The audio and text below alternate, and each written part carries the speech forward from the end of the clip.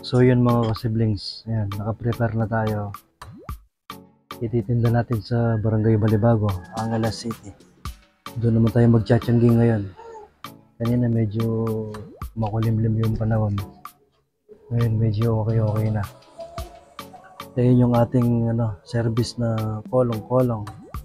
Maya-maya, biyahe na uli tayo. Hindi mo pwedeng iasa yung sarili mo sa ibang tao. Kailangan mo gumalaw para mabuhay. Proud to be Tianggi vendor.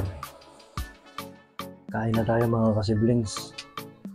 Maya-maya, sisibat na tayo.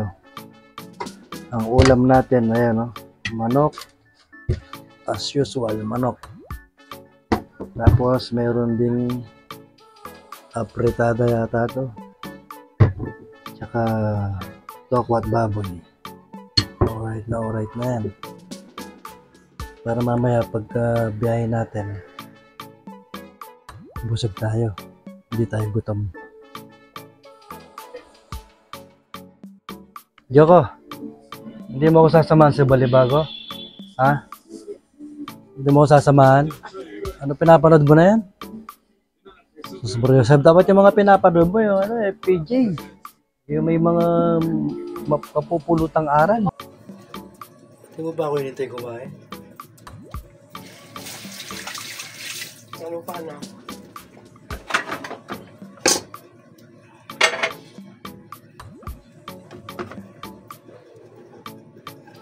Kunti lang para gabi na yun.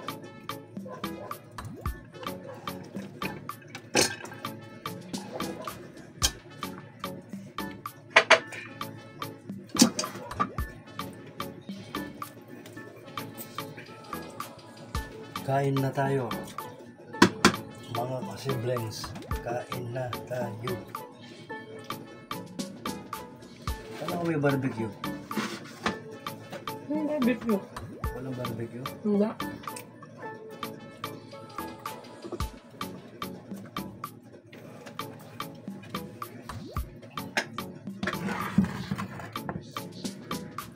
Sabi mo barbecue yung ulam.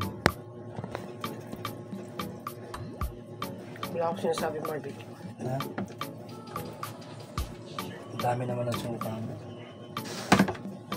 Kaya na tayo, kakauwi lang galing sa Balibago. Tianggi.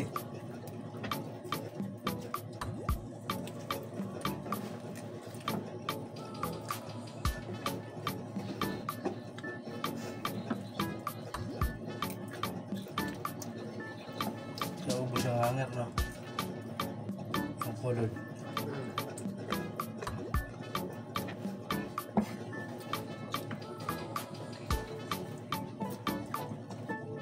Wala ba yung tubig na? Ang meme.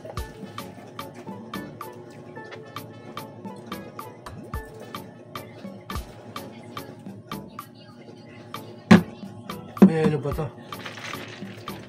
Ayan.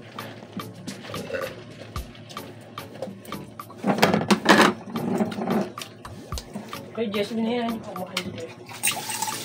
Yung? Ang ulam, si Jasmine hindi pa kumakain. Ba, tulog na siya? Ang ito yung mga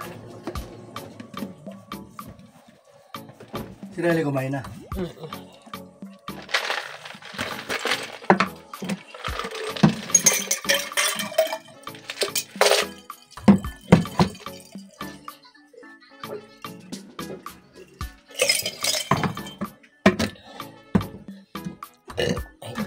Excuse me.